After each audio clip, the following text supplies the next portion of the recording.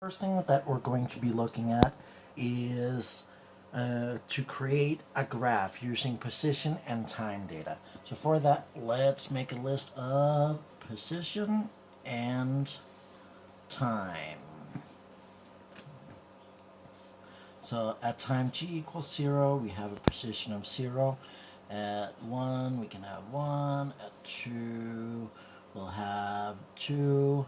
At 3, we'll have 4. At 4, we'll have 8. So if we were to make a graph of this,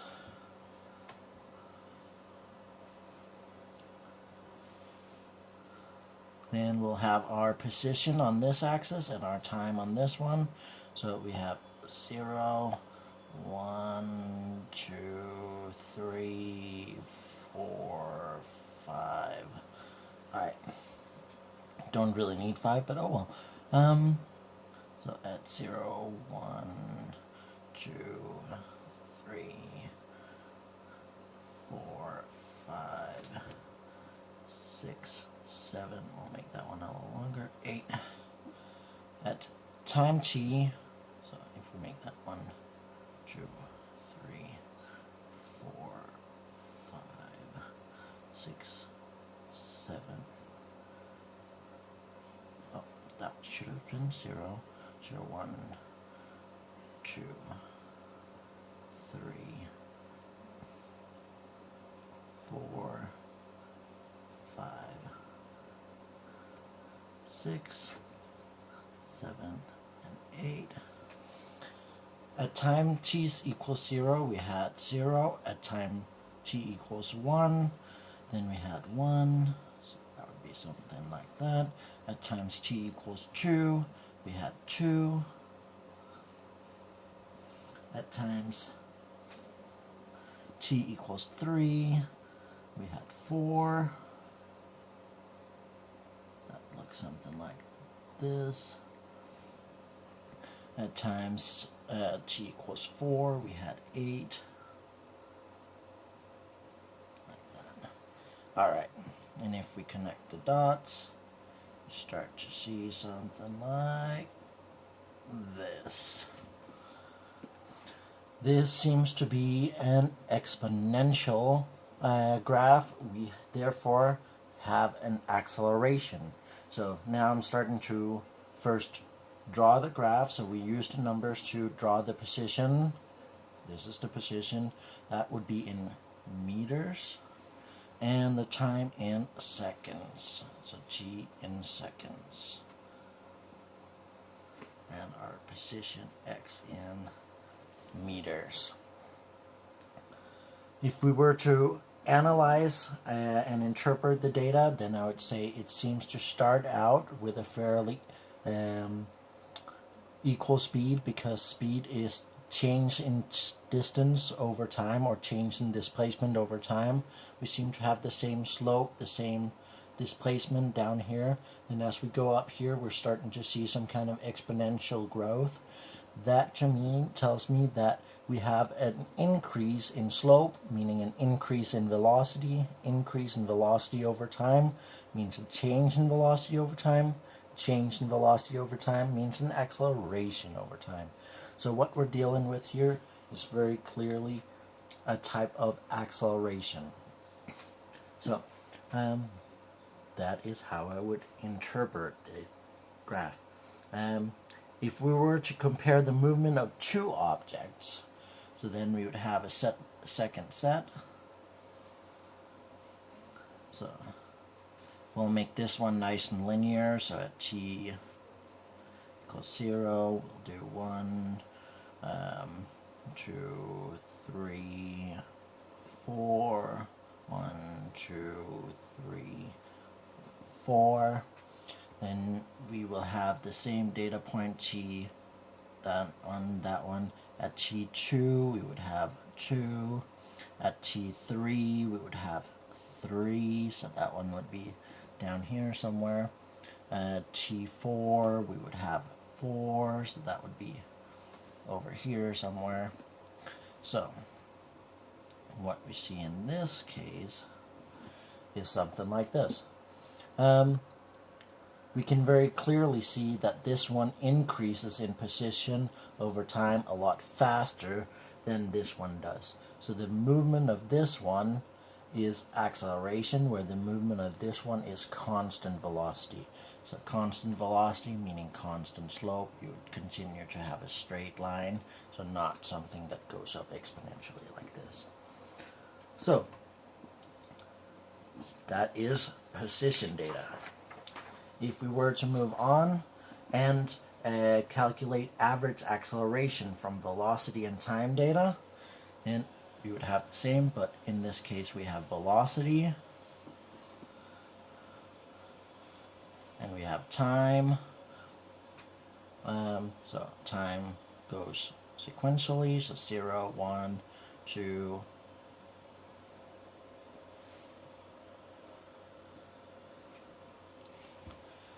3, 4, and velocity of, let's do 1, 2, 3, 4, 5. Not that it really matters, but you know, we can still have this velocity data. So to calculate acceleration, average acceleration, we take the total change in velocity. So we started with 1, we ended at 5. The total change in velocity is the final velocity, so 5, minus the initial velocity, that is 1.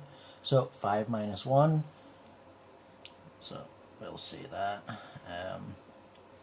acceleration is equal to v final minus v initial divided by time, which makes that equal to 5, and that would be in meters per second because we're talking about velocity, minus 1 meter per second over the time span of, we started at 0 and we went all the way up to 4, so that's 1, 2, 3, 4 seconds. So we end up with 5 minus 1, that's 4, divided by 4 seconds, which means that we have an acceleration of 1 meter per second squared. Because we have meters per second minus meters per second, that gives us meters per second up here. Meters per second divided by seconds, that's meters per second squared. So that is how we would calculate average acceleration from velocity and time data. Next one says, describe the velocity of an object when the acceleration is 0.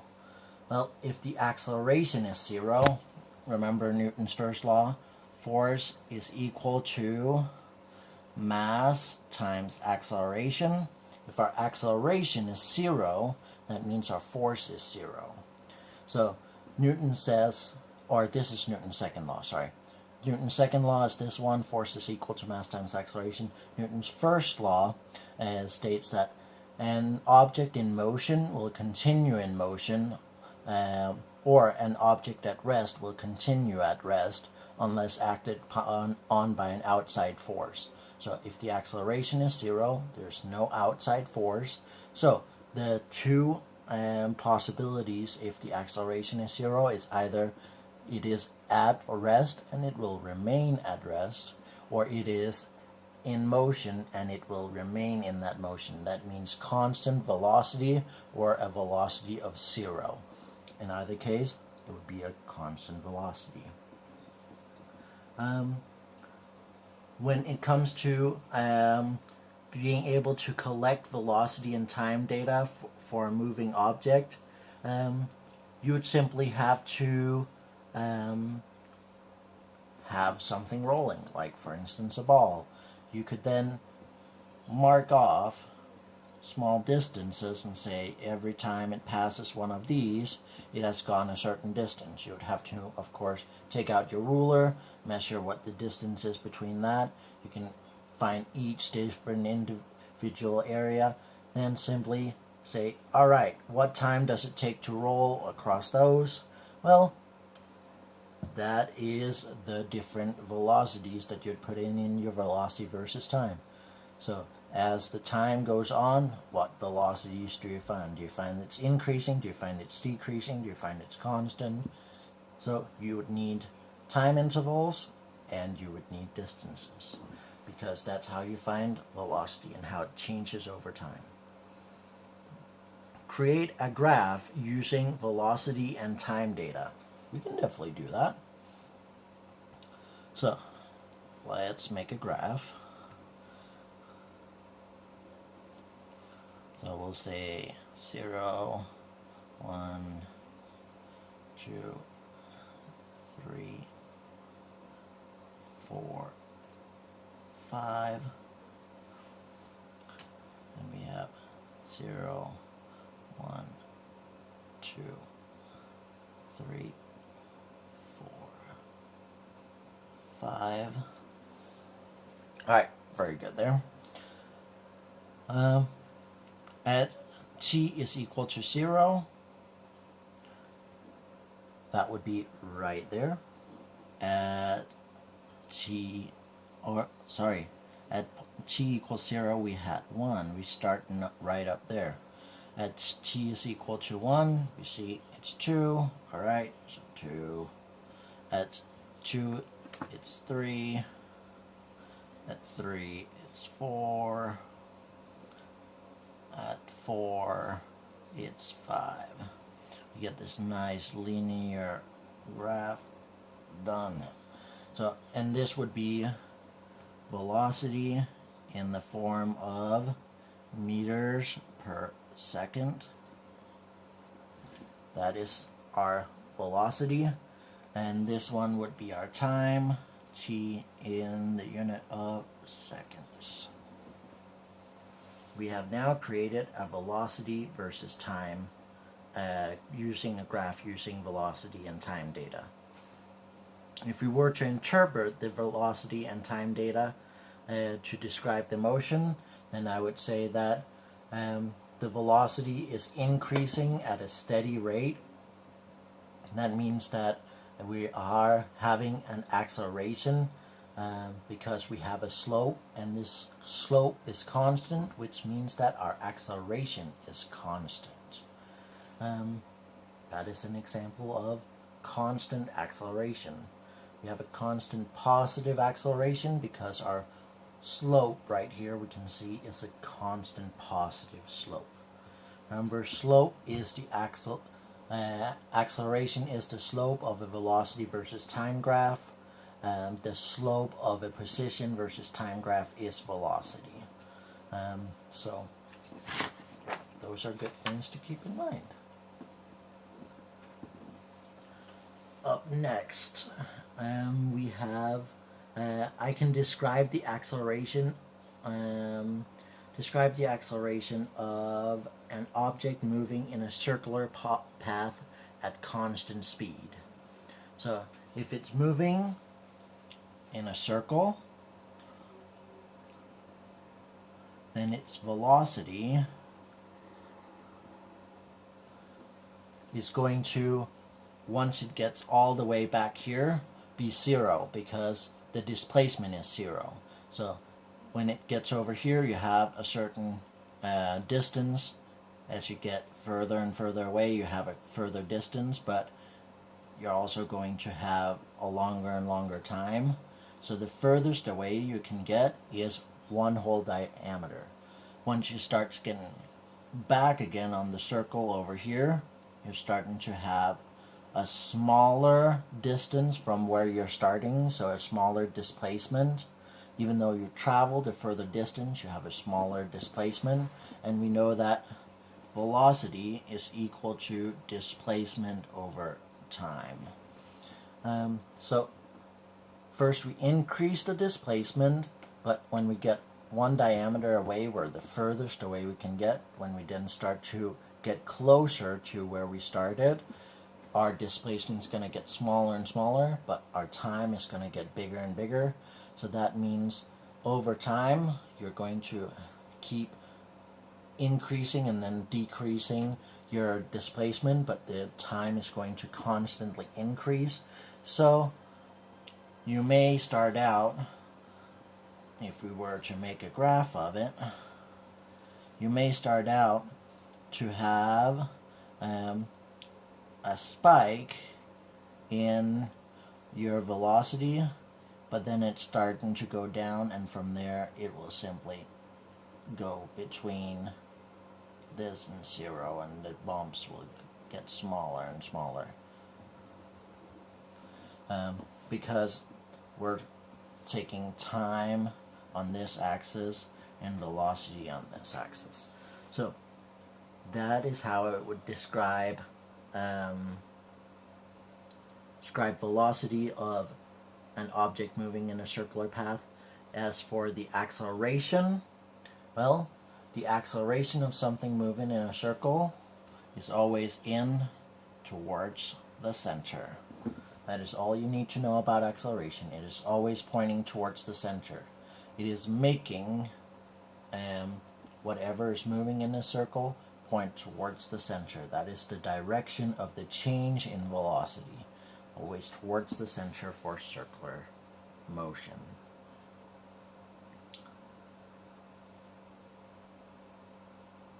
So analyze the velocity and acceleration of an object over time.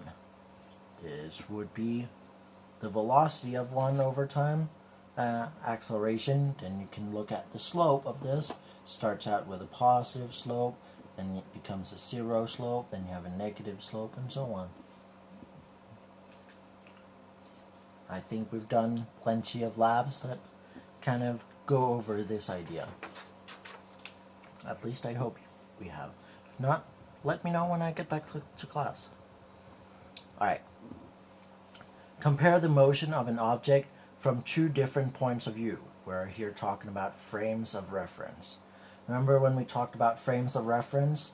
So it is all about in whose view are you talking about. So, if we have object A that has a velocity in this direction, we can say that is a velocity of 5 meters per second. And we have, so this was object A. If we have object B that is going here with twice the velocity, so we're talking about 10 meters per second. In this person's reference, in A's reference, B is moving not with 10 meters per second, but since they're moving in the same direction, you would subtract it and say B is moving in 10 meters per second minus 5 meters per second, which would be he is moving in the same direction with a velocity of 5 meters per second. So this is what we're talking about when we're talking relative motion. So this is the speed of, or the velocity of B. So V of B according to A. So the velocity of B in A's frame of reference would be 5 meters per second, because they're moving in the same direction. Now, if we were talking about B's frame of reference, how fast would A be going? Well, A wouldn't really be going in front of it. It would seem as if it's lacking behind in B's frame of reference, because frame of reference, remember, we always assume that the person who is the observer is not moving at all. So we have to subtract the observer's velocity from whatever we're looking at. So the velocity of A in the frame of reference of B would be the velocity of B, just like we, or velocity of A, just like we used B before. So that would be 5 meters per second. Since they're going in the same direction, we have to subtract. So minus, and then we have B's velocity, which is 10 meters per second, and we end up with a negative 5 meters per second. negative 5 meters per second. What does that mean? Well, if positive means that you're going the same direction, negative means that you're going in the opposite direction. And in B's frame of reference, if he's holding still and A is slower, that means that A is lagging behind or moving in the opposite direction of his frame of reference. Opposite, negative. So he's moving with a speed of negative 5 according to, or A is moving in a velocity of negative 5, so behind him in the frame of reference of B. I hope this was a good little reminder of how we do relative motion or frame of reference. Predict the motion of an object from 2 different points of view. So we talked about this. So if you're going in the same direction, it is going to subtract. It's going to seem slower because you're moving in the same direction. Should you, however, be moving in opposite direction, so we're going to have A again. A is still going to be moving at 5 meters per second. If B, now instead of going the same direction, it is going the opposite direction. In this case, we will have it go, so this is B, we'll have B go in the opposite direction at 5 meters per second. Now, if we were to look at the velocity of B in A's frame of reference, well, it's going in the opposite direction of you. If you ever noticed cars going in the opposite direction of you, it seems as if they're going super fast. So that means that we're going to add the velocities together. You can also look at this as it's moving in the opposite direction. So that's a negative velocity. Either way will work because a negative minus a negative is going to give us the same thing. So we can either say 5 plus 5 because you add them when you're going in opposite directions. So V of B in the frame of reference of A would be 5 meters per second, which is his velocity, plus, because they're going in opposite direction, plus 5 meters per second, which is the velocity of A. So, ends up with a total velocity of 10 meters per second. Now, you can do the same thing from B's point of reference, but it would be the exact same, or B's frame of reference, how fast is A going, it would be the exact same, except it would be the opposite direction. This is one way of doing it. If you like to still subtract, you can still do that. Then you just have to make sure that you're noticing in which direction it is, because then instead of 5, this would be negative 5, because we define everything going in this direction as positive and that one in the negative direction.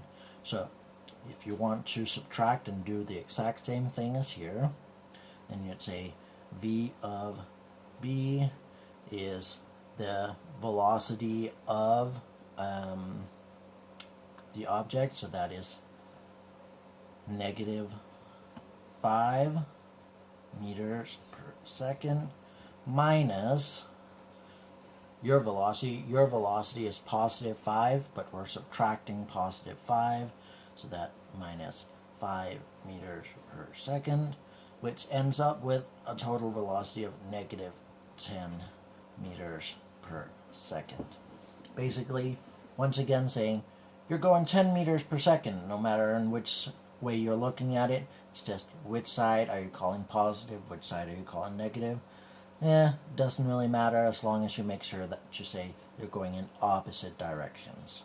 So I would say it's in the frame of reference of A, then it seems like B is going 10 meters per second to the left. because A is moving 5 meters per second to the right, B is moving 5 meters per second to the left. So in A's frame of reference, since he needs to have a velocity of 0 according to the frame of reference, then it seems like B is traveling 10 meters per second to the left.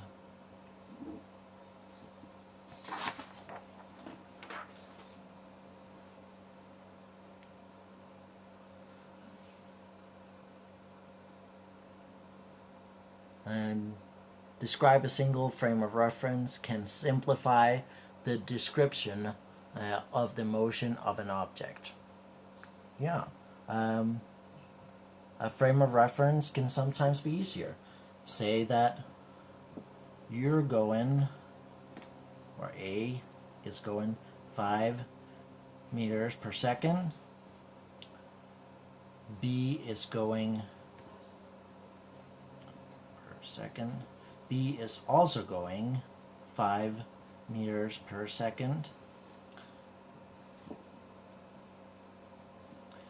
That means that in A's frame of reference, B is traveling at the exact same velocity as he is. So 5 minus 5, that would be 0. So in A's frame of reference, B is not having any velocity at all. So that would be a velocity of 0. So B's velocity in A's frame of reference would be 5 meters per second minus 5 meters per second, which would equal out to be 0 meters per second. Basically standing still. Doesn't get much more simple than that. So describe the motion of a moving object with balanced forces acting on it.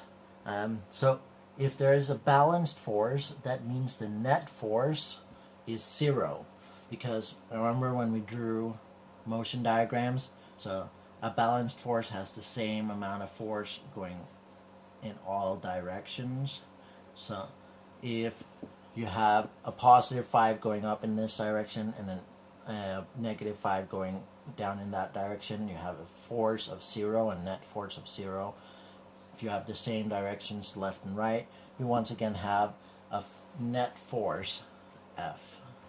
Net equal to 0. So that is what is meant by balanced forces.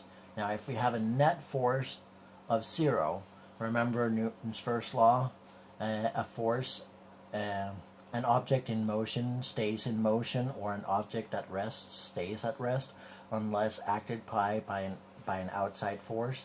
If we have a balanced force, our net force or our outside force is 0 meters, or 0 newtons, sorry. 0 newtons. Gotta keep your units straight. 0